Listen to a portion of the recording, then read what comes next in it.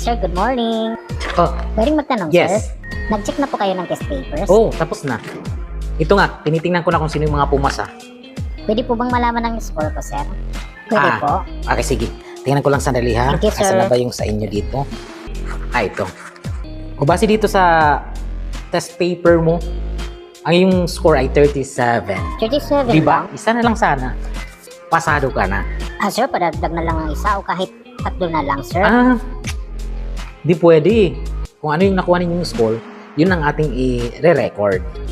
Sige na, sir. Ang pogi mo naman, sir. Talaga ba? Yes naman, sir. Kahit pogi ako, kung ano yung score mo, ganun pa rin. Hindi natin pwedeng dagdagan para patas tayo sa mga kaklase mo. Kung ano yung score, yun lang yun. Okay? Si sir naman talaga. Pogi na nga, eh. Dinadaan nyo pa ako sa bola. Sige na naman, sir, oh. Kahit Okay? isa lang. Mag-aral mabuti ha.